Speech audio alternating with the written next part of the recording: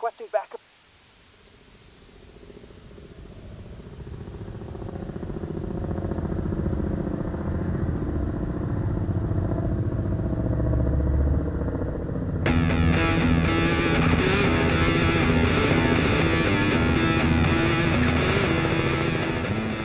Thursday, March 16th, 1939, early evening, the Park County Jail in Cody, Wyoming.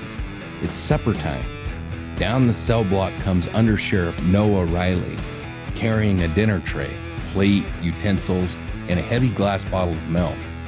In one of those cells sits the biggest prisoner in the county, 6'2", 250 pounds, 3 days into a poaching sentence with a felony complaint hanging over his head, and if you believe his own family, a fear of confinement so deep it was coming apart at the seams. Riley reaches the cell, both hands full. He opens the door. What happens in the next few seconds takes the story that we told in episode 1, a story about elk and game wardens and a man out of time, and it turns it into something that Wyoming had never seen before and has really never seen since.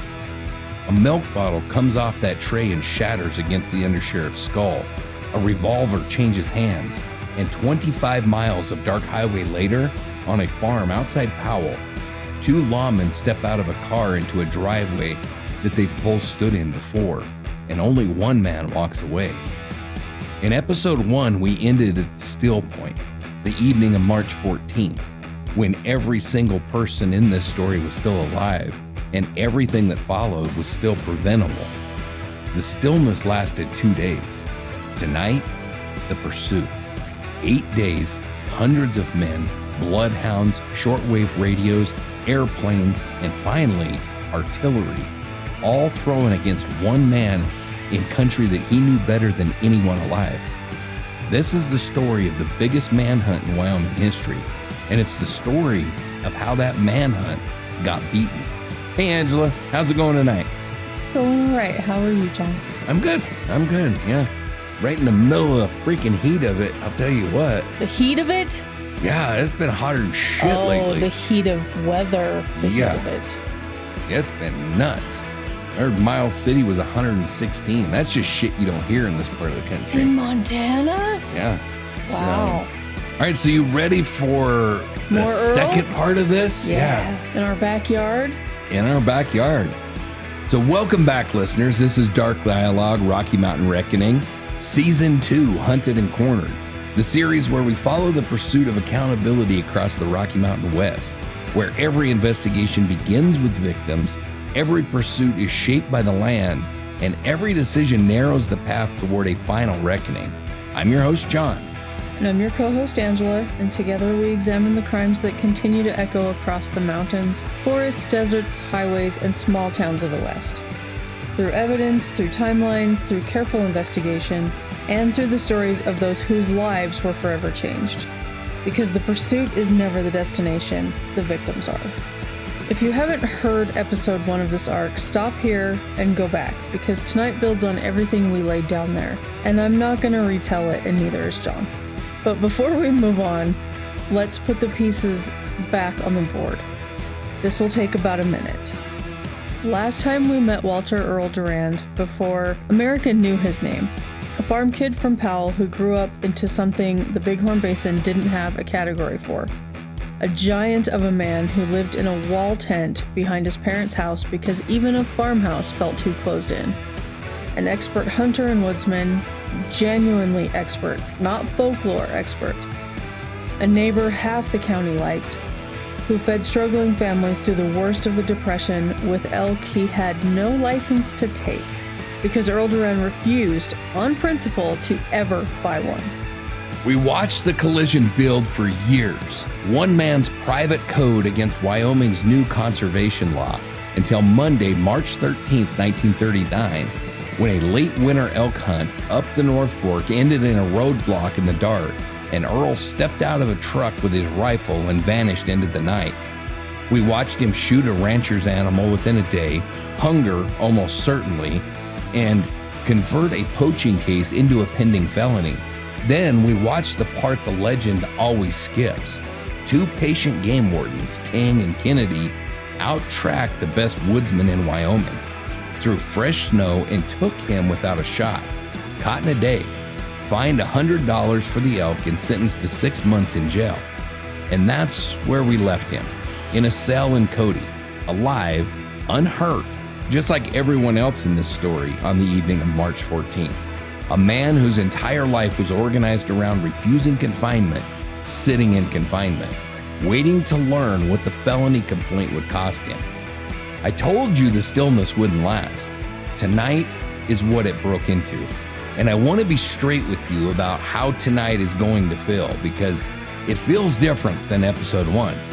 Last time we slowed down, we had the luxury of a whole life to explore. Tonight, nobody gets that luxury. Not Earl, not the men hunting him, and not us.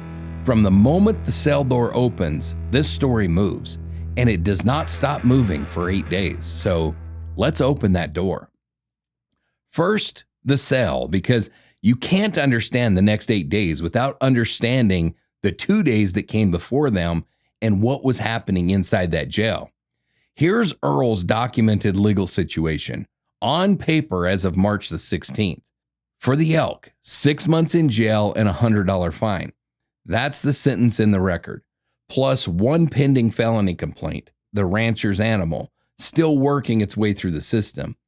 That is not what Earl was hearing, because inside that jail, the numbers being spoken at him were of a different order entirely.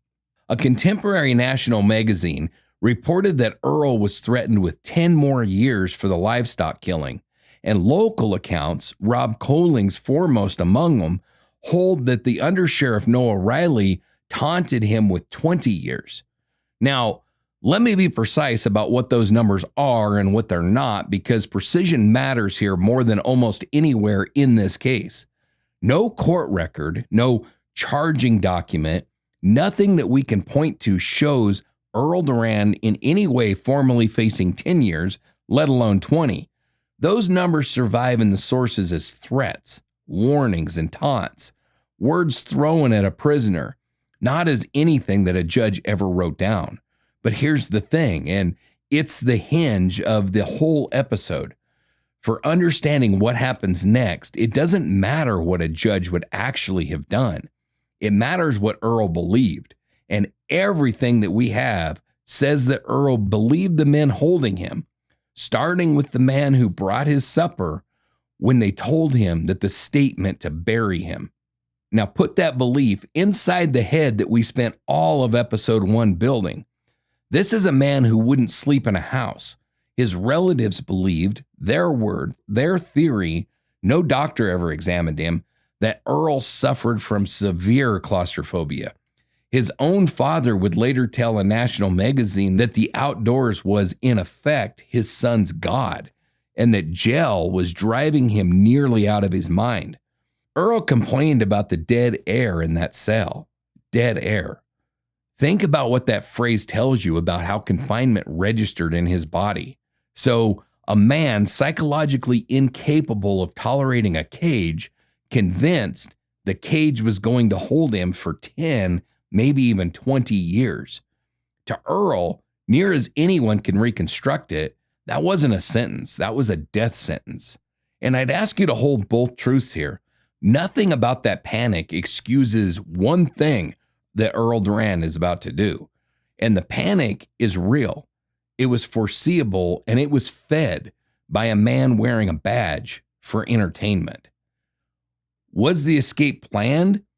Here's what the record supports. There's no evidence of a plot, no smuggled tools, no outside help, no timing scheme. What there was a standing decision. The felony complaint had reportedly already convinced Earl he had to get out. He was primed. All he needed was a door. On the evening of Thursday, March 16th, around 5:30, Noah Riley handed him one. Riley comes down the cell block serving supper. He's alone. He's armed, carrying his revolver into arm's reach of the largest, strongest, most desperate prisoner in the county. His hands are full with a tray, and on that tray is a heavy glass milk bottle. Riley opens the cell And Earl does the thing his whole body has probably been rehearsing for at least 3 days. He takes the bottle off of that tray and he breaks it over Riley's head. It's over in seconds. Riley's down, stunned, bleeding. Earl takes his revolver, picks up a rifle, and now the undersheriff of Park County is a hostage in his own jail. And stories sorry, I'm going to interrupt. No, go for it. Stories I've heard, Noah Riley was never called his own name ever again. He was forever known as Milk Bottle after that. That fits. And you're going to find that part of the story here real quickly. Foreshadowing again? That's okay. That's all I do. People sometimes ask why Riley didn't shoot. And the honest answer is, with what? By the time he understood what was happening, the gun was already in Earl's hands. The attack came at arm's length from a man with the fastest reflexes in the basin, initiated at the one moment that Riley couldn't defend himself. He never had the chance to draw. And once he was disarmed and staring down the barrel of his own revolver, compliance was the only card left in his hand. And he played it. It kept him alive. Locals, by the way, Angela, would hang a nickname on him for the rest of his life. Milk Bottle Riley. Yep. And I'll admit that the nickname has a grim Wyoming humor to it, but let's be fair to the man for a second. His real failures happened before that cell door ever opened. The taunting, walking the block alone, carrying a gun into arm's reach, handing a desperate man a glass club with his dinner. Those were the mistakes. An entire era's worth of small town jail practice concentrated into one evening. What happened after that bottle came down, no man was going to win. Earl marches Riley out of that jail, puts him behind the wheel of a car, and gives him a destination. And here's the first decision of the manhunt, the first move in this 8-day chess game. And it tells you almost everything about how Earl Durand's mind worked. He doesn't run for the mountains. He doesn't run for Montana.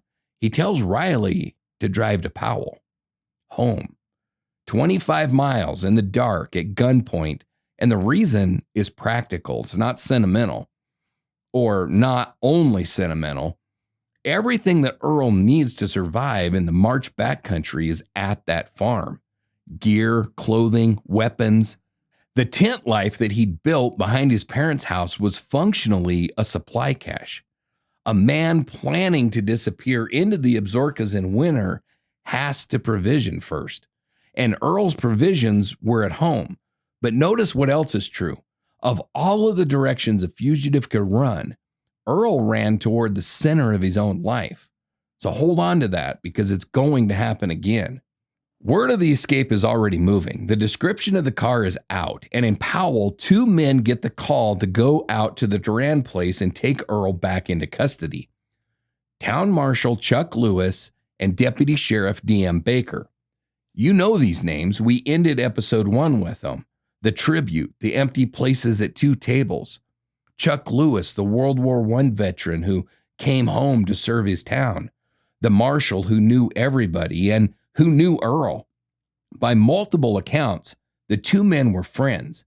D.M. Baker, 69 years old, still carrying a badge for his neighbors decades past the point that he'd earned a stove and a chair. 2 men to arrest Earl. They drove out to the farm. What happens next, the record tells plainly and without much detail, and I'm going to honor that by not inventing the detail. Lewis and Baker arrive at the farmhouse. There is gunfire at the driveway, and when it stops, both lawmen are down. Who fired first? I've seen a retelling or two call it a gun battle, and I want to deal with that squarely. Every serious source that we have frames this one way. Earl fired. There is no account, none, of Lewis or Baker getting off an effective first shot, and at least one account holds that Lewis was unarmed. The men came to arrest him. Earl, with a rifle ready, shot them both. D.M. Baker dies where he falls. Chuck Lewis is still alive, and now comes the detail that I've never been able to read without stopping. The people who rushed Chuck Lewis to the hospital in those next minutes are Earl Durand's parents, Walter and Effie Durand, loading their son's dying friend into a car, driving him to town while their son disappears into the dark behind him. Lewis dies of his wounds later that night. In the chaos, Noah Riley, injured, concussed, twice a hostage in one evening, slips away into the darkness and survives. And Earl is gone into the countryside, into the night with weapons and gear and a head start. How do we know what we know about that driveway? From firsthand accounts, Riley's and the Durands.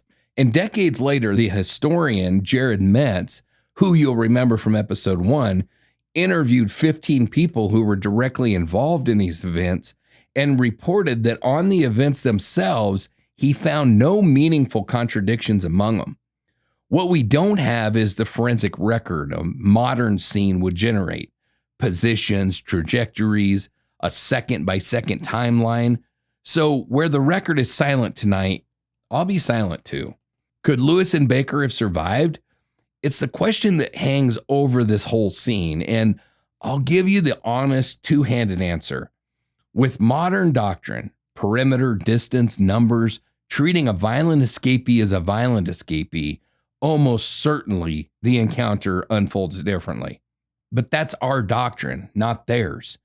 This was small-town Wyoming law enforcement in 1939, where the Marshal knew your name and the problems got solved in driveways. Chuck Lewis had every reason to believe that being Earl's friend was armor. 60 seconds of gunfire proved that everything everyone thought that they knew about Earl Durand was out of date. 2 days. I keep coming back to it. On Tuesday evening, this case is a poaching conviction and a pending livestock charge. Just paperwork. By Thursday night, 2 peace officers are dead, and the man who killed them has vanished into the dark. Now, I want you to watch what happens to the Bighorn Basin overnight, because this is the moment that the story stops being about one man and it becomes about a community. So word moves the way that word moved in 1939, by telephone, party line to party line, and by neighbor. And what moves with it is something that this basin had genuinely never felt before. Not gossip, not curiosity, but fear. Doors that had never been locked get locked. Men carry rifles to do the morning chores. Businesses in Powell and Cody watch their own streets because everyone understands the math that changed in that driveway. The question was never whether Earl Durand could kill. Everybody in the county had seen him shoot. The question was whether he would. And Thursday night answered that question. And here's what makes the fear in the basin different from fear anywhere else. They know him. This is the man from the dinner tables and the hunting camps. The 3 taps on the door. Half these families ate his elk. When the most dangerous man in Wyoming is a stranger, then you're afraid of a shadow. Mm-hmm. When he's your neighbor, you're afraid of every knock at the door. And he might come calling thinking you owe him for feeding him. Right. Yes. Now, the law, meanwhile, has problem stacked on problem. Because the man whose job this is, Park County Sheriff Frank Blackburn, isn't in Wyoming, he's in California. The county's top lawman is 1,000 miles away, and the undersheriff is in a hospital getting his head stitched up. So the response gets improvised. That same night, by the men who are there, Riley from his hospital bed calls Sheriff Don Parkins of neighboring Bighorn County to come and take over. County Attorney Oliver Stedman reaches for the one man in this region with the exact skill set that this night demands. Former game warden Tex Kennedy, and he asks him to take tactical charge of the field. A prosecutor deputizes the first small posse, with a young Cody attorney named Millward Simpson helping to organize it, a name that would go on to mean a great deal in Wyoming. But that night, he was just one more man answering the phone. There's a late night conference of sheriffs and deputies in Powell. Parkins driving over from Basin, marshals coming in from every town on the flat, And by 3:30 in the morning, Kennedy leads nearly 50 men out into a snowstorm, with local rancher Leonard Morris, a man who'd worked the ground his whole life, helping to lead the tracking. Their orders, and I want you to hear how far that we've traveled in just 2 days, are to shoot to kill. Shoot to kill for Earl Durand. Yeah. 72 hours earlier, the entire apparatus of Wyoming law wanted him for a fine and a short jail term. Now, 50 armed men are walking into a blizzard in the dark with orders to bring him back or bring him down. Nobody escalated this for drama. The driveway did it. Once a man demonstrates that he will kill the officers who come for him, every officer who comes next looks at that differently. That's not vengeance, it's just arithmetic. So the hunt is on. 50 men and then more. Within days, the search swells to roughly 100, and it gets organized the way that you'd organize a roundup. 4 distinct groups, each assigned its own country: the foothills, the river bottoms, the roads, the Powell Flat, working their sections and reporting back in. Command, improvised on night 1, settles as the week goes on.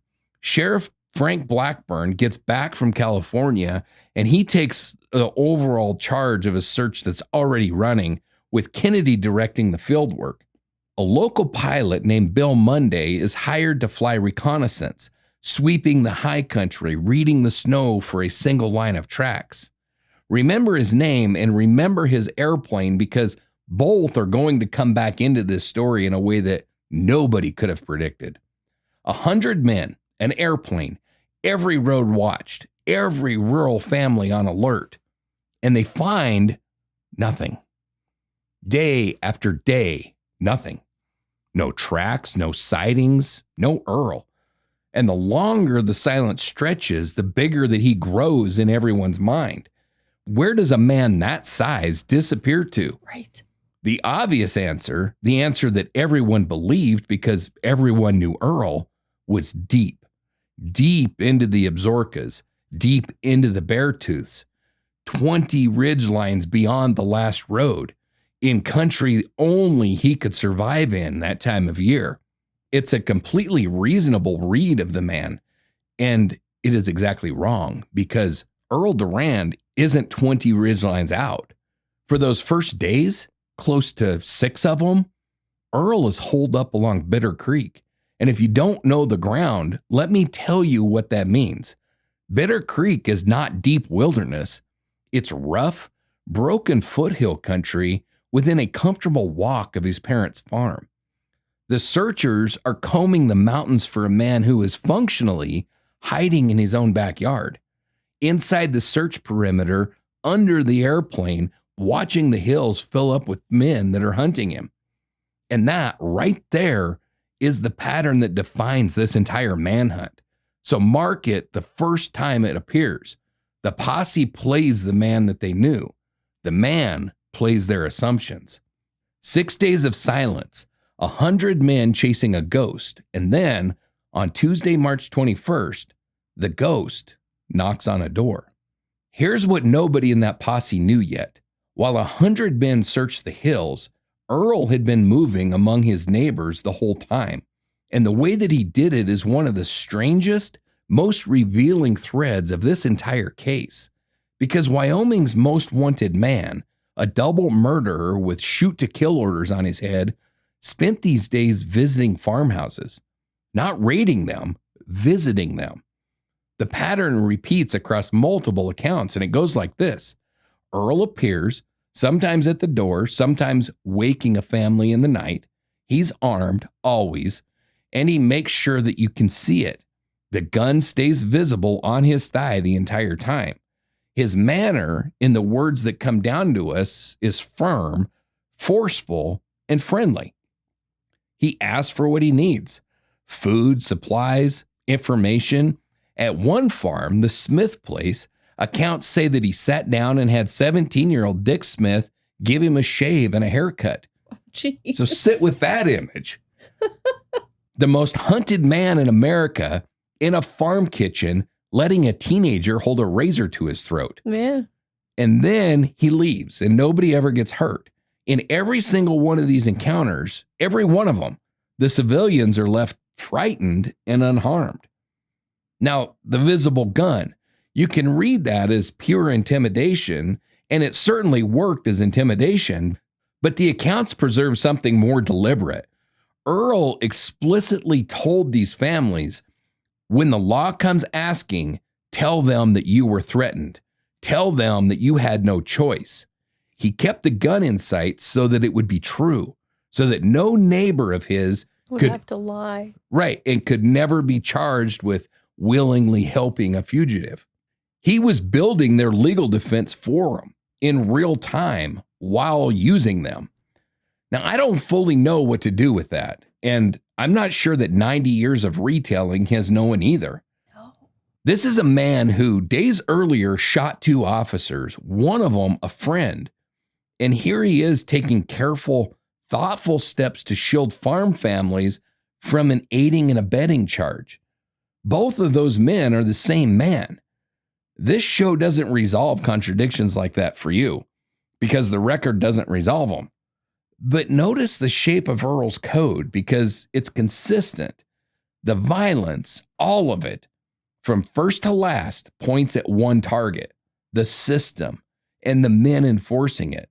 Civilians, neighbors, were off limits, even as tools, especially as tools.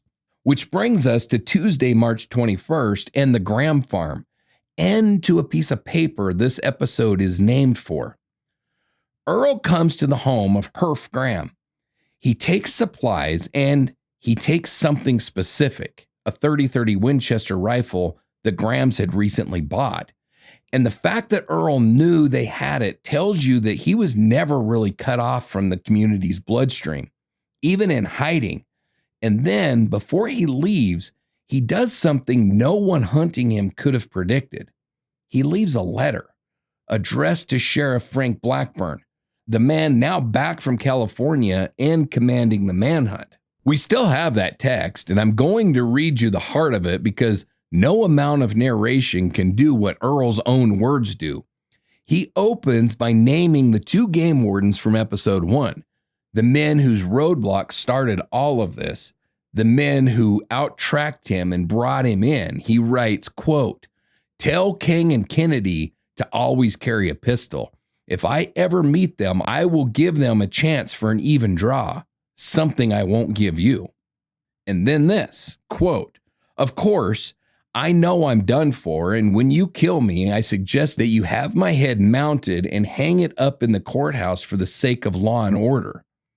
And he signs it, quote, "Your beloved enemy, Earl Durand." Wow. Your beloved enemy. 4 words, and I'd argue they're the truest thing anyone said during the entire 11 days, because that is precisely what he was.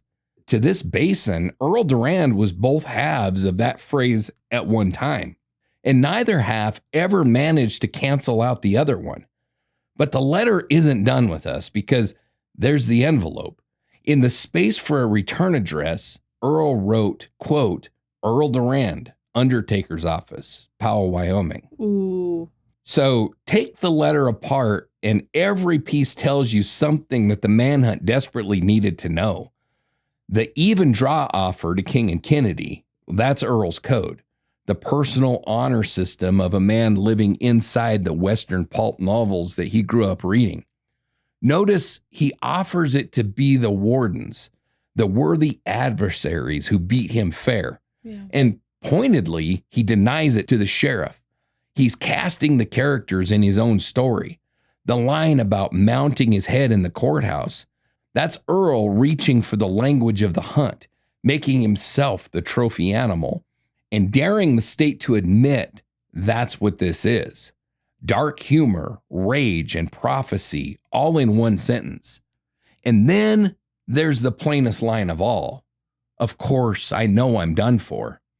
No bravado in that clause, no Tarzan, just a man stating his own ending as settled fact a week before it happens, and choosing the Undertaker's office as his forwarding address. Jeez. So let me put the question directly because it's the question this whole episode turns on.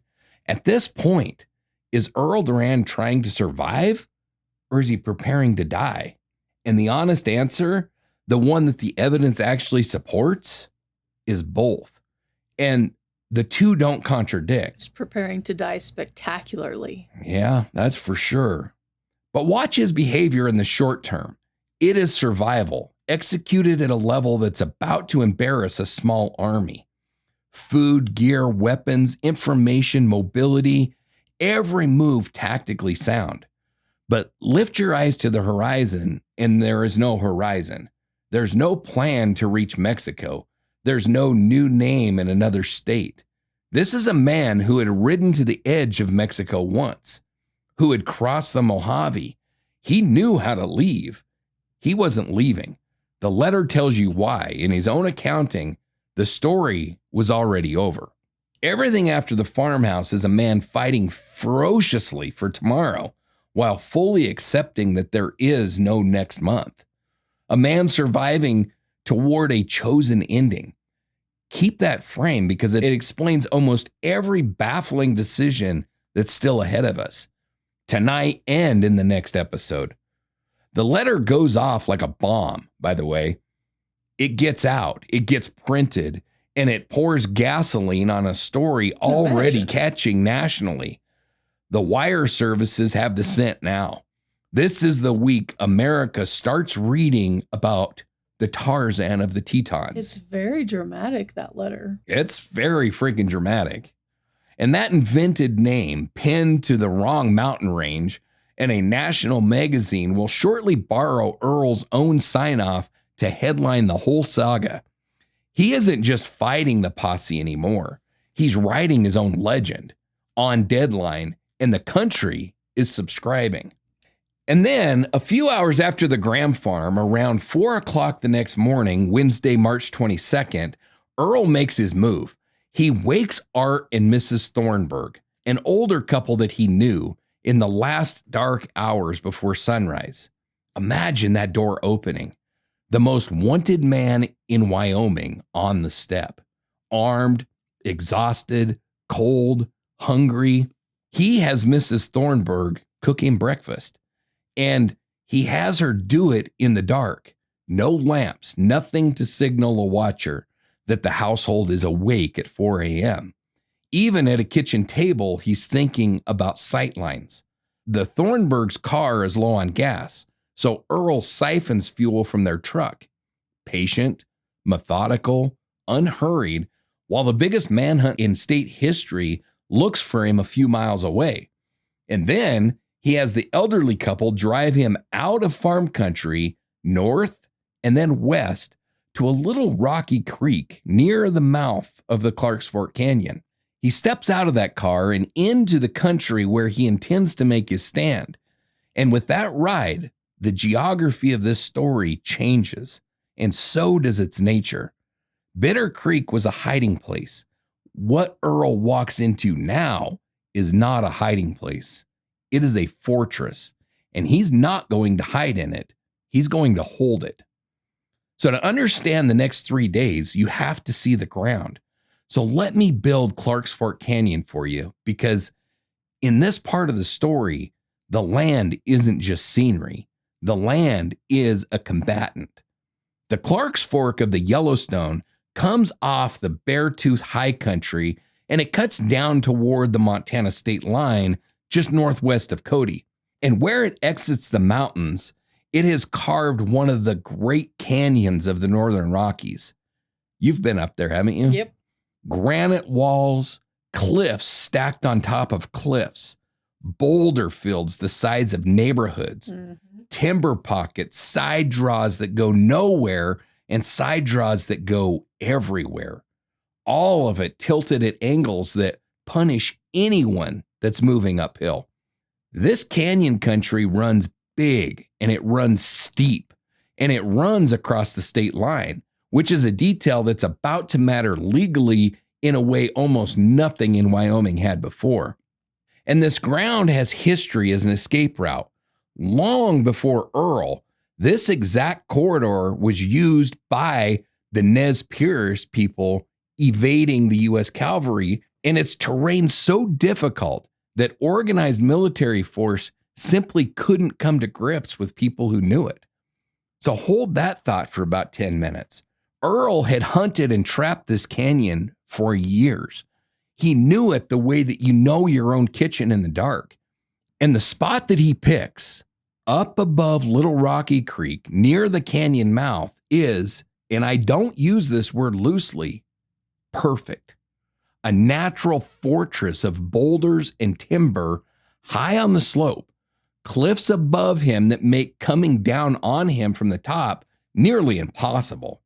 Below him, the approaches any attacker has to use cross open ground, clearings, and from his rocks, Earl sees all of it. And just for a minute, the area is unreal. Essentially, you have this granite spine shooting out of the earth. And so no matter what way you come up that spine, you almost have to climb, technical rock climbing. So there's a couple paths, obviously one that Earl took to get up to the top of it. But other than that, you're not talking about like timber and it is literally sheer rock walls. And he's sitting on top of that. Now the valley below him is nothing, like sagebrush and a few rocks. Yeah. That's the valley below him. So there's no cover whatsoever. This isn't like dodging from tree to tree and sneaking up there. This is literally running across an open football field with somebody sitting, above you, being able to shoot at you. So just to set the scene. And remember what I told you in episode 1. In mountain country, elevation is information. The man above sees and the man below is seen. Now, on March 14th, for maybe the only time in his life, Earl got caught being the man below. He has now arranged the entire battlefield so that can never happen again. Yep. Every legend about Earl assumes he's the watcher. In Clark's Fork Canyon, the legend and the man are finally the same thing. One more feature of the position, and it's the one that everyone hunting him missed, a fortress with exits. This wasn't a dead-end cave, a hole to be cornered in. From those rocks, Earl had routes up the precipice behind him, along the ridgeline, down toward the valley road. It looked like a last stand. It was actually a hub, so file that away. Now, how did the posse find it? Not tracking, not the airplane, the Thornburgs.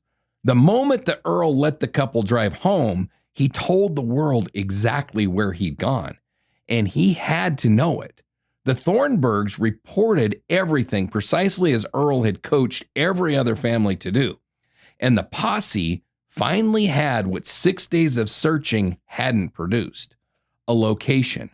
Now, I do find it interesting that the Thornburgs drove, and if you're not familiar with this area, Clark is a small community that sits right at the mouth, essentially, of this canyon. And it's a pretty small community now. It was a much smaller community in 1939. And then Powell is, 30 miles, a 30-mile drive, roughly, ish, from Clark, 20 some to 30, whatever, from Clark to Powell. Now, Clark had telephone service in 1939. There were phones in most of the homes out there, party lines, but phones.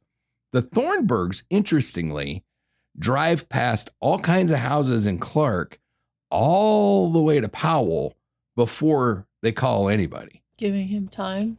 I ain't saying that. I'm just saying it's interesting. Now, the machine that converges on that location is definitely worth pausing on because the scale of it, especially in 1939, in one of the emptiest corners of America, still startles me.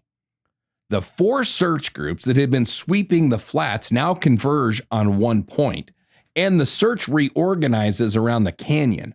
Ranchers, cowboys, trappers, deputies, and marshals from every town in the region, World War veterans, men who 2 weeks ago were feeding cattle, now deputized, armed, and rotating through the line in shifts so that there's always fresh eyes on the rocks.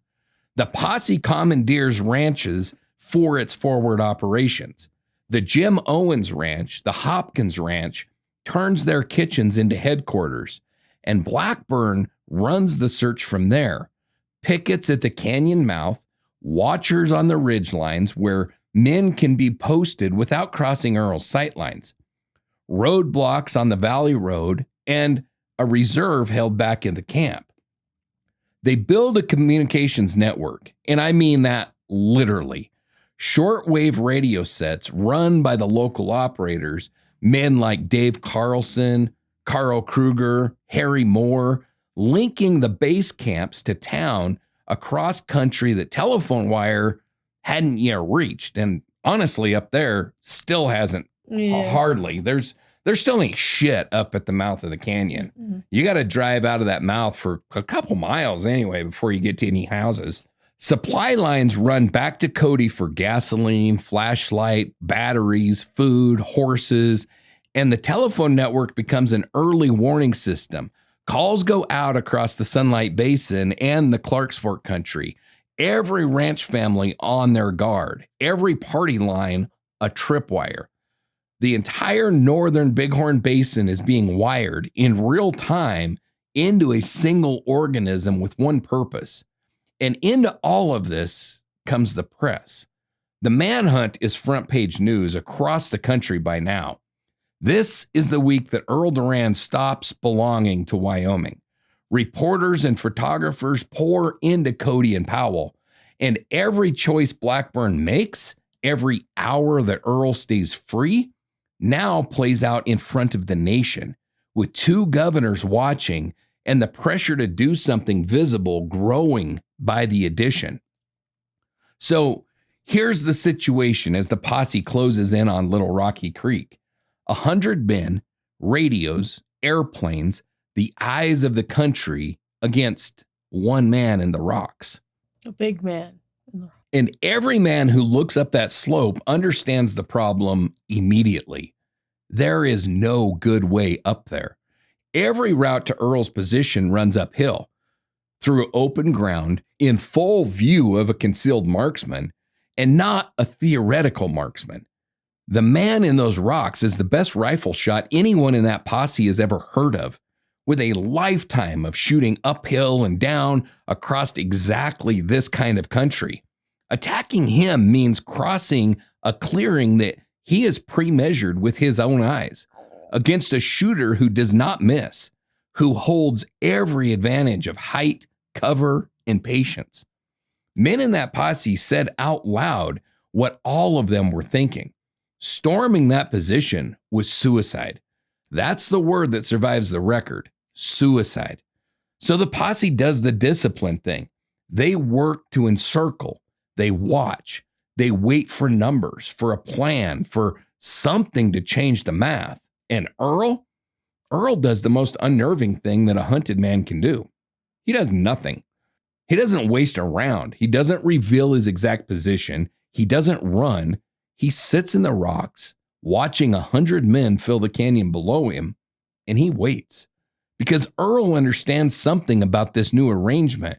For the first time since that cell door opened, time is working for him. Every hour the posse gets colder, more tired, more impatient. Every hour, somewhere down there, the odds tick up that somebody does something rash and stupid. For 6 days, Earl Durand has been the one reacting to the roadblock, to the cell, to the manhunt. That's over. He has chosen this ground. And now the several hundred people arrayed against him have exactly two options. Come to him across his clearings on his own terms, or wait. And on a cold late March day at the mouth of the Clarks Fork Canyon, two men decided that they were done waiting. Now, I need to slow this episode down now. And I know that I promised you tonight wouldn't stop moving, but this is the exception. And it's the exception on purpose because we've arrived at the two men that this episode is really about. And I'm not going to let them be what 90 years of retellings have made them, a sentence. Quote, 2 posse men were killed at the canyon. That sentence is true, and it is nowhere near enough. So, 2 names, Arthur Argento of Meeteetse and Orville Linnaberry of Cody. Let me tell you who they were, and let me be honest up front about how little that is that we know. The record on these 2 men is thin in a way that should bother you because it really bothers me. History has kept every scrap of paper about Earl Durand and barely a page on the men who died trying to stop him. So what follows is what we actually have. Arthur Argento was a working man from Meeteetse. Meeteetse is a little ranch town southwest of Cody. His age is given as 46 in one contemporary account and 50 in another. Cemetery records suggest that he was 49. I'll flag that spread rather than just pick a number, but every version agrees. A man in middle age with decades of Wyoming work behind him. And his work is the detail that matters. Argento was an expert in blasting powder and dynamite, a powder man.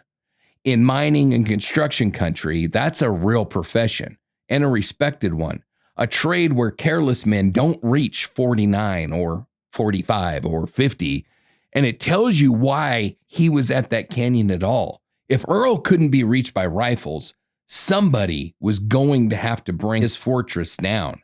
Arthur Argento was, quite possibly, the plan. And then we have Orville Linnaberry. And even his name comes down to us as unsettled. You'll see it spelled 2 ways in the records, and I'll flag that too. He was around 40, from Cody by the way of Montana. Before Cody, he'd been a cowboy and a rodeo rider, a man who made his living on rough stock and rough country, the kind of man a Wyoming sheriff has recruited into posses since posses existed. One more flag, because this show flags things. Some accounts don't describe Orville as a sworn posseman at all, but as a volunteer who had simply come along to help. So whichever it was, he was there. Their families? Well, the honest answer is that the sources barely recorded them. We know these men left people behind. The cemetery records and the family traces make that plain, but the names of their wives, of children, the texture of their lives, the archive largely let all that go. So we'll return to that failure at the end of tonight, where it all belongs. Here's what we can say.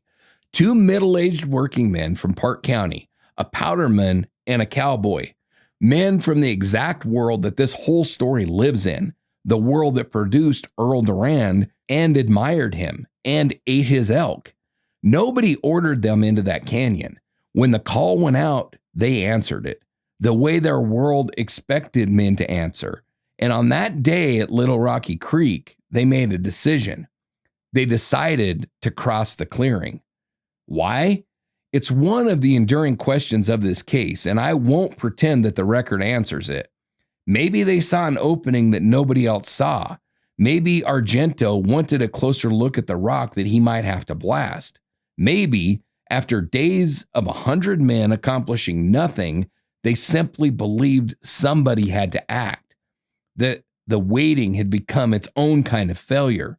All of that is plausible. None of it is documented. What's documented is what happens next. They started up across the open ground directly towards Earl's rocks, and the men behind them started yelling. The warnings came from the posse.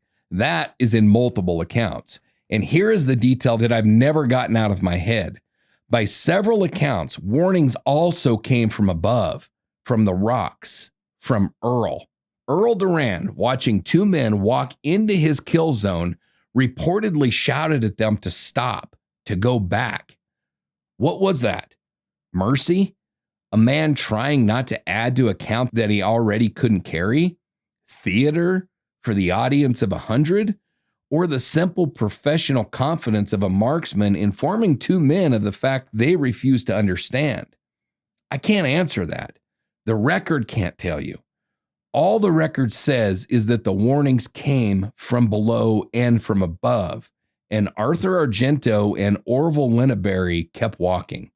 A contemporary account preserved a phrase about these two men in this moment, that they had their nerve with them. And whatever else was true on that slope, that was. Two men, rifles in hand, walking uphill in the open toward the most dangerous rifle in the American West. Call the decision what you need to. Courageous, reckless, both at once. My brain just said suicide. Yeah, exactly. I genuinely believe both at once. But do not let anyone tell you that those men didn't know what they were walking towards. Everyone in that canyon knew, and they went anyway. Earl let them come. He didn't fire warning shots. He didn't fire early at long range where a miss cost nothing. He watched them cross his clearing, closing to about 50 paces. 50. Close enough, there was no longer any version of this where he misses. 2 shots. Both men hit in the abdomen. Both go down in the open. Both mortally wounded. Now, I have to flag one thing here. So sources differ by a day on exactly when this happened. Some accounts place it on the 22nd. The cemetery records say the 23rd. What no source disputes is what it was. In the space of 2 heartbeats, Earl Durand's count went from 2 men to 4. And then the canyon goes silent. And the silence is its own horror because Arthur and Orville are lying in the open, in rifle range of the fortress, and no one can go get them. Every man in that posse understands with perfect clarity anyone who steps into that clearing to reach the fallen becomes the 5th name. So they don't step out. They can't. 100 men stand in that canyon in the cold, unable to bring in 2 of their own. That's likely why the dates differ. It very well could be. Perhaps it took that long to bleed out and they just decided it was the next day was the time of death. Or they were shot on one day, but their bodies weren't recovered until the next. They didn't make it till the Undertaker until the next. Something like that, I think, is probably very likely. Look at me being kind of smart. You're always smart.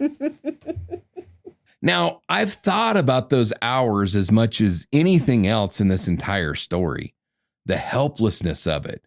Men who had known Argento and Linneberry, worked with them, ridden with them, pinned behind rock, watching the clearing and the light going flat toward evening. The posse pulls back, all the way back, 3 miles down to the base camp at the Owens Ranch. And it's there that evening that a newspaper man puts the question to Sheriff Frank Blackburn, the question the whole country is asking. Do you have him cornered? And Blackburn, exhausted, 4 men dead, standing in a ranch yard 3 miles from an enemy that he cannot touch, gives the answer that tells you everything about where this manhunt truly stands. He says, and I quote, "We haven't got him cornered by any means. He's got us cornered." Sit with the arithmetic of that sentence. 1 man against roughly 100, with more coming, with radios and airplanes and the resources of 2 states beginning to move, and the sheriff commanding all of it looks at a reporter in the eye and says out loud for print, "We're the ones who are trapped." And he was right. And what Wyoming decided to do about it next is unlike anything in the history of American law enforcement, before or since. Leave it to Wyoming. The deaths of Arthur Argento and Orville Linneberry ended an argument. If anyone still believed one more posse, one more sweep, one more brave rush could finish this, that belief died on the slope with those 2 men. Local resources were spent. Park County had given this fight everything that the county had, and a whole county wasn't enough. So the state stepped in, and then the states, plural. And what assembles at the mouth of Clark's Fork Canyon over the next stretch of hours reads less like a manhunt roster and more like an order of battle. I'm going to give it to you straight, and I'd ask you to keep reminding yourself, all of this is for one man. Mm-hmm. More deputies from farther and farther away. More volunteers. They never stopped coming. The FBI enters the case. Federal agents working a fugitive in a canyon. Bloodhounds are requested and are shipped in, not from the county pound, not from the county next door, but from the Colorado State Penitentiary. Prison-trained man trackers brought across 2 state lines.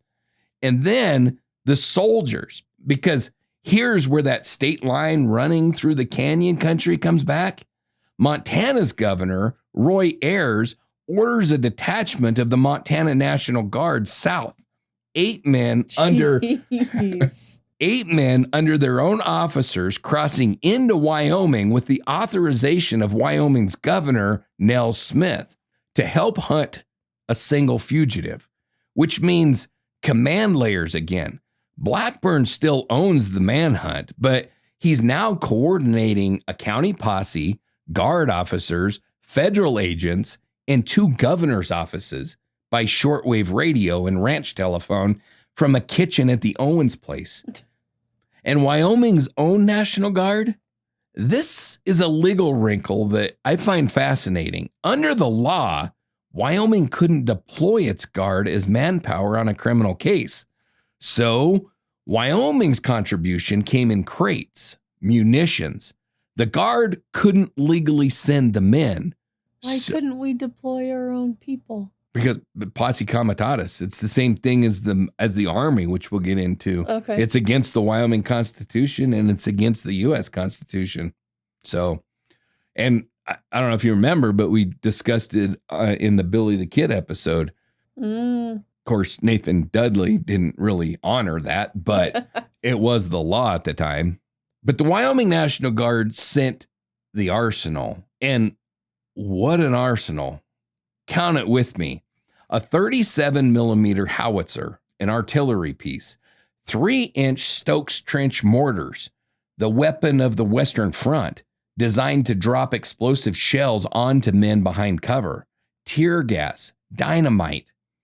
Oh, and Bill Monday's airplane, that same little aircraft that had been flying reconnaissance, reading the snow for tracks. Monday flies it to Casper, where it's fitted out to carry tear gas grenades. Why is this funny? It's not funny. It's just insane that this is one person. I mean, it's insane.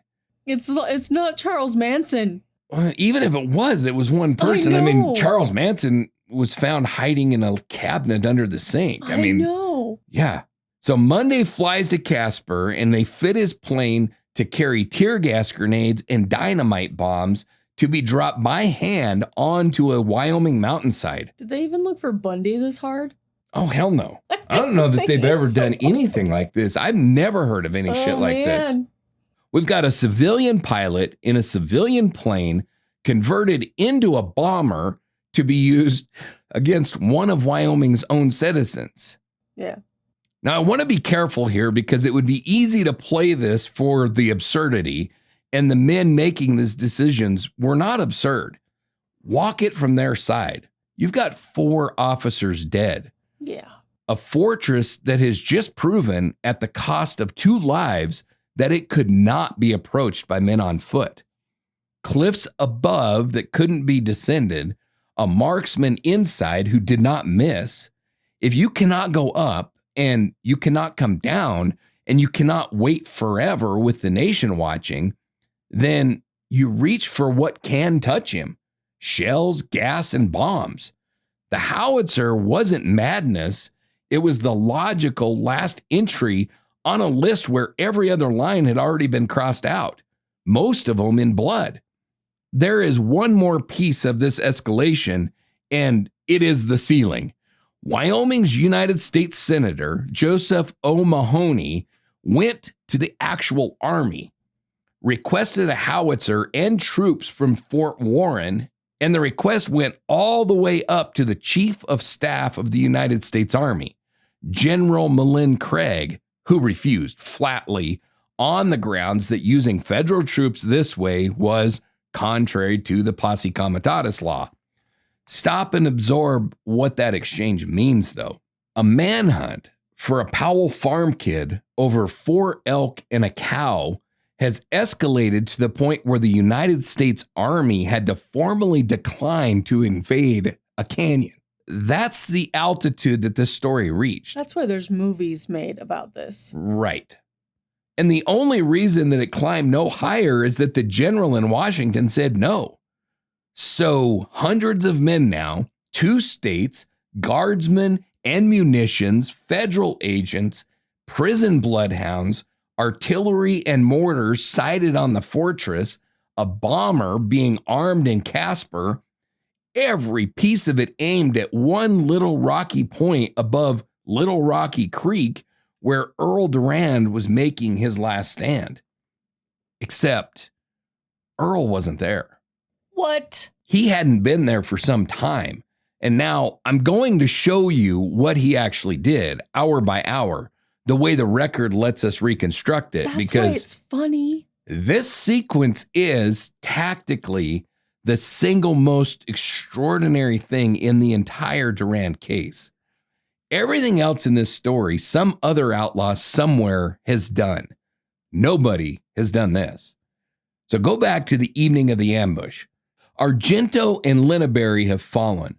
The posse has pulled back to the Owens Ranch. The clearing sits silent under the dark, and down out of the rocks in the darkness comes Earl. He goes to the 2 men that he killed, and what he does there is hard to hear, and I'm going to tell it plainly without dressing it either horror or excuse, but he takes what a man needs to survive and escape, Orville Linneberry's boots, rubber-soled, quiet, and leaving a print that isn't Earl's. Arthur Argento's bootlaces, their weapons he takes or destroys, the rifles he can't carry, he smashes so that they can never be used against him. And off Arthur Argento's body, he takes one more thing. Small, metal, a deputy's badge. Remember that badge. Understand what this was and what it wasn't. It wasn't desecration for its own sake. There's no cruelty in the record here. No messages left. It was logistics. A man in his last week alive requisitioning from the dead. And I'll confess to you exactly what it makes me feel. The same thing that this whole story makes me feel. Revulsion at the act, awe at the discipline, and grief for the 2 men whose boots and badge deserve to go home to their families instead. Man. All 3 at once. That's this Durand case in miniature. There's one more little emotion I'm feeling is annoyance that it wouldn't have happened had they not have walked in there. Yeah. But to be fair, and I've thought a lot about this, and I grew up hearing these guys were idiots. They charged in there. Yeah. But listen to the story that I'm telling. We're bringing in the freaking National Guard. We're requesting help from Washington, D.C. to send the army. So this is not like, I mean, pick anybody else, literally probably in any state at this time, and you think you can do it. But he's not anybody else. I mean, you probably envision in your mind, you're going to take off running. He's going to shoot a couple times. You're going to get his location. You're going to know where he is. And then you're going to be able to avoid him. He doesn't do none of that shit. He doesn't do what most normal people would do and start emptying his rifle as soon as somebody starts. He just waits patiently. So they have no clue even where he's at. So, or that he left. Well, he hadn't left yet. He was still sitting there waiting for him. But yeah, I mean, Earl Durand, and I'm not trying to make him into the legend that he became, but the fact of the matter is he kind of was set apart from other people. Like, nobody has that kind of patience. No. And this is like going after Jim Bridger in the mountains, or, Hugh Glass or something, an old traditional mountain man, a trapper like we think of. I mean, this man knew, and I gotta believe, like, I don't know if you know where this is at, but I gotta believe that he probably had passed this place a million times in all of his trapping and everything and said, if I ever have to make a last stand, that's where I'm going. That's the place to do it. And he was dead right about it. I do not believe that he just stumbled upon this and was like, oh, this would be a good spot. I think the whole time that he was sitting at Bitter Creek, he was thinking, how am I going to get up to my spot? Mm-hmm. And when he went, he didn't tell the Thornburgs like, oh, I don't know where to go. I guess take me up Clark's. He was like, this is where you're taking me. I think he had all of this planned out. I think he knew this spot. And if you look at it from like where I'm pretty sure, and I tried everything to find out exactly where it was. It's very difficult to find. Are you going to overlay pictures? Yes. But I did find where I think it was. And it is a solid rock wall that shoots out clear above the valley. And there's this little dish in the middle of it where it's just the most ideal place. I mean, think of medieval castles and sitting up at the top of the wall or something. Mm-hmm. That is exactly what this is. Wow. And except you're not going to blow a hole in the mountain. Mm-hmm. You know, you blow a hole in a castle wall or use a trebuchet or whatever to knock it down. You're not knocking down this freaking mountain. So it just sets the scene a little bit. Word I haven't heard in a while. Trebuchet? Trebuchet, yeah. But then Earl builds his masterpiece. He doesn't run.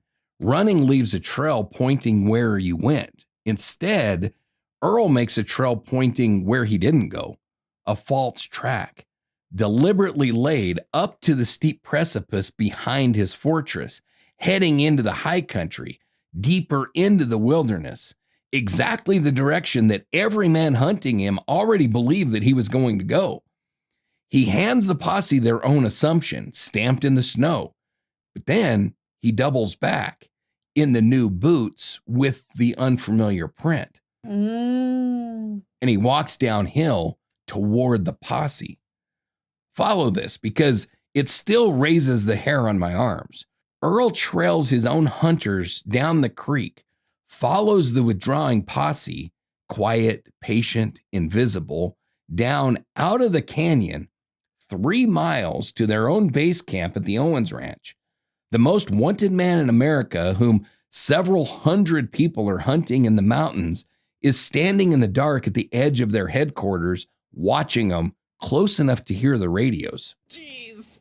And he's there with a plan because Earl always has a plan. His eye is on one specific vehicle, Sheriff Frank Blackburn's own car. That was the intent.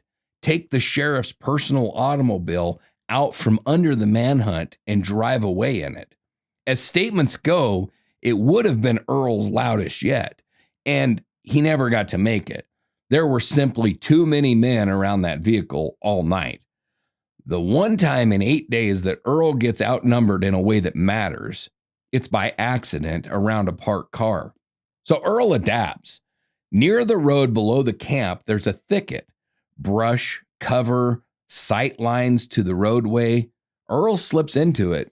And then this man, this creature of open country and high rock, does the thing that nobody hunting him would have believed him capable of.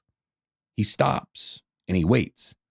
Through the rest of that night, through the entire next day, men and vehicles moving past on the road, the camp buzzing a few hundred yards off, the mountain above him filling with soldiers and dogs and artillery. Through a second night, somewhere between 24 and 36 hours, he sat there motionless in a thicket inside the beating heart of the manhunt, while the manhunt looks everywhere on earth except 20 feet off its own road. And up on that mountain, everything is aimed at his empty fortress. Follow the false trail and you understand the whole tragedy of the search's next act. Trackers find the planted sign going up the precipice, and it confirms everything that they already believed. He's gone high. He's gone deep. The Bloodhounds from Colorado are put on a mountain and find nothing because there's nothing on that mountain to find. Whatever scent mattered walked downhill in a dead man's boots. Sheriff Blackburn, reading the same false page, picks 12 of his best riflemen and sends them up. high into the hills after a man who is no longer on the mountain. 12 of the best men in the posse climbing away from him. The howitzer sighted on rocks that hold nothing but his boot prints. A bomber being armed for a target that is hiding beside the road below the base camp. Every ounce of it pointed at a mountainside that Earl Durand has already left. And then, when the road is finally quiet and the moment is finally right, a lone figure steps out of the thicket near the mouth of the Clarks Fork Canyon. He's shaved and trimmed compared to the wild man on the wanted descriptions. Like I said earlier, a farm kitchen barber had seen to that. He's wearing boots that don't match his tracks, and pinned to his chest, catching the light, is Arthur Argento's deputy badge. A car comes down the valley road. The figure steps out and flags it down. Nothing alarming about that. The whole country is crawling with posse men, and this man is wearing a badge. Just one more tired deputy needing a ride out of the canyon. The car stops, the door opens, Earl Durand climbs in and rides out of the greatest manhunt in Wyoming history, waved through by the manhunt itself. Now, I've known this story my entire life, and this is still the moment that my breath catches. Not the fortress, not the artillery, this. A man that they were hunting with howitzers, leaving the battlefield by asking politely. And now comes the question that should be forming in your minds. The same question that would seize every lawman in the basin far too late. The car is moving. Earl is free, clean, provisioned, and armed with the entire strength of the pursuit anchored to a mountain 40 miles behind him. The map of Wyoming is open in every direction. Montana is minutes to the north. The deep wilderness that he loves is west. A man with his skills could go anywhere on that map and never be found. So where does Earl tell the car to go? Think about everything that you've learned about this man tonight. The letter that read like a will, the return address at the undertaker's office in Powell, Wyoming. A man surviving ferociously toward a chosen ending. He is not looking at the whole map. He never was. There is only one place on it, and there has always been just one. The place that this story starts and the place he has already told us in writing that it ends. Earl Durand is going home. The car turns east, away from the mountains, out of the wild country, back down into the farm flats, back toward the irrigated fields and the water tower and the little grid of streets where a farm kid once read pulp westerns in a wall tent, back toward Powell. Behind him on that mountain, hundreds of men, 2 armies worth of hardware, dogs, planes, and a nation's undivided attention, all of it at this hour aimed at absolutely nothing. Ahead of him, a town that believes the danger is 40 miles away in a canyon, a bank on a quiet main street, a 17-year-old kid named Tip Cox, going about an ordinary Friday with no idea that his name is about to enter Wyoming history. The last day of Earl Durand's life is next episode. Now, before the tribute, the ritual that we promised you every episode, name what we don't know. 4 open questions that I'm carrying out of tonight. 1, the farmhouse. If Blackburn had been home, if 6 men had gone instead of 2, if the friend hadn't been sent to arrest the friend, does the night of March 16th end without blood? Or had Earl already decided in that cell that no arrest would ever touch him again? The record can't split it. 2, the warnings on the slope. Did Earl truly call out to Argento and Linneberry to turn back? And if he did, what was it? Was it mercy, theater, or a marksman stating a fact? We have the accounts. We'll never have the intent. 3, the letter. Your beloved enemy. Is that bitter irony or the most sincere thing that Earl ever wrote? Was the courthouse line a taunt, gallows humor, or an instruction that he half meant? Every reading changes the man. The page supports all of them. And question number 4, the one that hangs over the whole arc now. When did Earl Durand decide that he was going to die in this? The cell, the driveway, the canyon, or somewhere years earlier, long before any of us were counting? Because everything he does from here on only makes sense in the shadow of that answer. So keep them with you.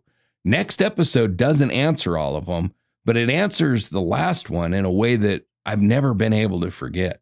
It feels like he is the living epitome of hindsight is 2020. Yeah, I mean, I don't know. What do you do about Earl Durand? 1, Noah Riley, don't taunt him. And that's what I was told my entire life is they got him in that cell and they convinced him that he was going to die in that cell. And it's true. They did taunt him. Yeah. Don't do that shit. It does nobody any good.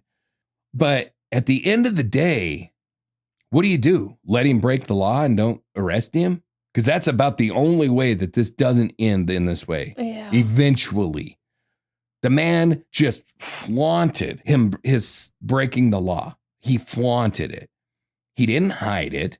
This man is Popcorn Sutton, the Wyoming version of Popcorn Sutton. You know who Popcorn Sutton is? I do. For those of you that don't know who Popcorn Sutton is, he's a legendary moonshiner from Maggie Valley, North Carolina, who literally would go to like county fairs and shit and set up his moonshine still and still alcohol and give it away to the people at the fair. Like he just thumbed his nose at the system until finally the system had enough.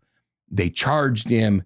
He was headed to prison and he committed suicide. Yeah. But Earl Durand, this whole story makes me think a lot of Popcorn Sutton because Earl Durand was not going to follow the laws. And so that puts the law enforcement in a situation where they either have to say, we don't give a shit what you say, you're going to follow the laws, or what? This man gets a special carve out because he's Earl Durand. Everybody else has to follow. You can't do that. It's just not possible. So I don't know that there's a way that I think Earl Durand was destined to die this way. I think he was born 100 years too late. And he was never going to follow the laws, and the laws were never going to let him not follow them. So this was an inevitable conflict in the making. I don't see any other way out of it. But he's so smart. There's a small part of me that loves him in the same way that, and reason why I love popcorn is because Earl Durand just like, I'm going to do what I want until I can't do it anymore. And Earl Durand is a difficult one for me because unlike almost everybody that we cover on any of our shows, except for Shadow Chats, I don't think Earl was evil. No. I don't think Earl was bloodthirsty. I don't think Earl killed because he had a desire to kill. No. And it's also not excusing him killing. It was unexcusable. Right. But I think it was a reaction to the situation that he found himself in. And in another situation, I don't think he ever would have killed anybody. It was, if that makes sense. Survival. Right. Yeah. And he put himself in that situation. It's all his own fault. And then it's hard to tell this story in the way that we typically handle these cases, which is we don't honor the killers ever. It's kind of a hard and fast rule. Yeah. And I'm not honoring Earl Durand. I'm struggling with that, though, because he was so smart. But the fact of the matter is what he accomplished. I mean, this is not like your standard criminal act. What he accomplished is kind of incredible. He accomplished his own dime novel Western. Very much so. He was writing what he used to read about himself. Yeah. But not in a way, I mean, he actually did it effectively. Mm-hmm. And that's, I mean, that it's kind of like the Old West died with him. Like there are stories about Billy the Kid and some of those old gunfighters and stuff that kind of rival this and kind of are, but after Earl Durand, it just kind of ended. That era ended with him. You know, it seems to. I can't think of anybody else, like this. And, the other difficult part to set with is he ended up in this situation for feeding the hungry. Yeah. And granted, it's a Robin Hood scenario. It really is kind of a Robin Hood scenario. And nobody will argue that fact. It is a fact that, you know, he would do this to help people that were starving and hungry. So I don't know. I don't know where it leaves us with Earl Durand. It's a tough one to handle because you got to walk both sides of the fence. I think to tell the story fairly, you have to. Like, we cannot turn Earl Durand into this crazed wild man that was just out for blood, because he wasn't. It doesn't feel like you. No, it doesn't. On the other side of the coin, we cannot turn Earl Durand into some kind of a folk hero because he was a murderer. No matter how you cut it, the man was a murderer. Yeah. And he took 4 men from their families. And even though not giving away the last episode, 5 men are because of him. 5 men died because of him. Mm-hmm. And so the son of a bitch deserved to die for all of this. He deserved to die the second that he decided to take a life. And he became a murderer that night in that driveway, period, full stop. No way to justify it. No way to justify it. But all the actions that he took, I mean, he really was a brilliant statistician. The tactics that he employed, I mean, they were brilliant. It's hard to talk about a criminal in that way, but it's the truth. He outsmarted a freaking army. It wasn't the army, but I mean, when you've got over 100 posse men, you've got artillery, you've got mortars, you've got planes being outfitted to drop explosives from the air. That's an army. And he walked out and got a ride from one of them. Yeah. Like, it's pretty crazy. But with all of that said, before we leave tonight, there is one thing that we do, and it's the reason that this entire show exists. We spent this hour inside of this pursuit, the fortress and the escalation and the chess game, and I'm aware always of the trap built into a story like this one. The pursuit is thrilling and the escape is astonishing. And if we're not careful, the 2 men who died on that slope become the price of admission to somebody else's legend. Not on this show. On this show, the pursuit is never the destination. So tonight, we remember 2 men who were not lawmen by trade. Nobody issued them a badge with their name on it or a salary for taking risks. They were working men, a powder man and a cowboy who heard that their community was in danger and answered with the only thing that they had to offer, which was themselves. History wrote volumes about the man in the rocks and barely a paragraph about the 2 men in the clearing. Tonight, for a few minutes, we're going to even that ledger the only way that we can. Arthur Argento, Orville Linneberry. This is Where the Light Begins by the J.J. Hawk Band. And these are Arthur Argento and Orville Linneberry.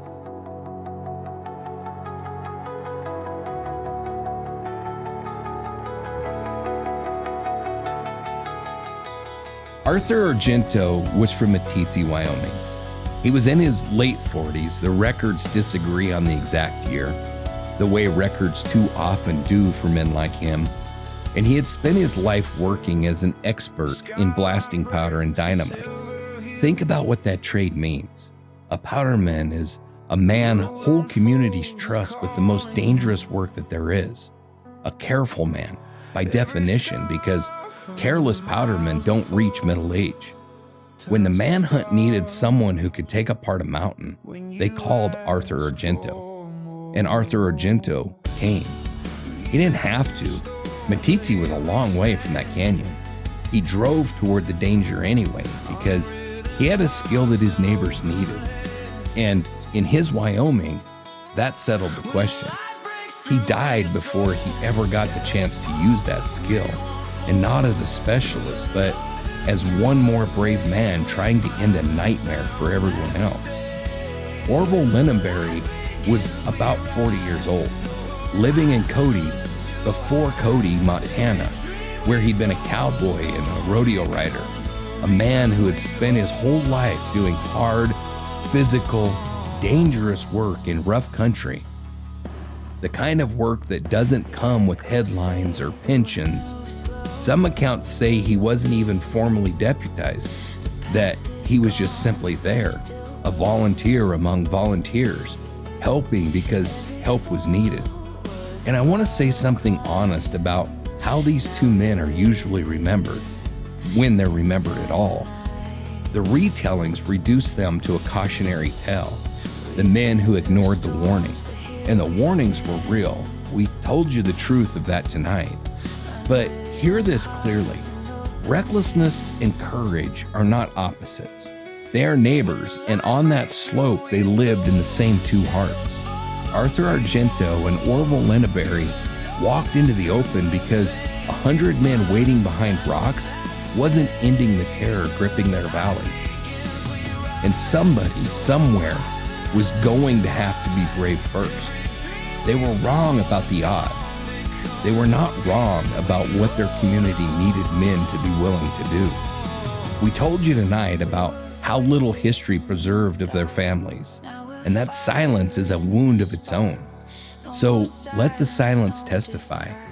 Somewhere beyond the archive, there were tables with empty places. In Meeteetse and in Cody, there were people who buried these men by name and carried the weight of that loss long after the reporters left and the legend took over the telling. History remembers Earl Durand because his story became legend, but legends cast long shadows. And tonight, two more names step out of that shadow to stand where they have always deserved to stand, beside Deputy Sheriff D.M. Baker and Town Marshal Chuck Lewis. Arthur Argento, Orville Linneberry. Their courage mattered, their lives mattered, and their willingness to stand up for their neighbors deserves to outline every myth this case ever produced. May we never remember the legend more clearly than we remember the lives it changed. The past is gone, the flame still glows. Every fall was a borrowed climb. Now we live inside the light. We've been through storms, but here we stand. Unwritten hearts and open hands. When the light breaks through, we soar. Shadows fall, but we want more. Through the noise and through the pain, we find the sound that stays. Where the light begins, we rise. No horizon left to hide. Every dream we thought was gone becomes the reason we hold on. We were voices in the dark. Now we're fire in the spark. No more silence, no disguise. Only truth behind these eyes. Where the light begins, we run. Every shadow's on the run. Through the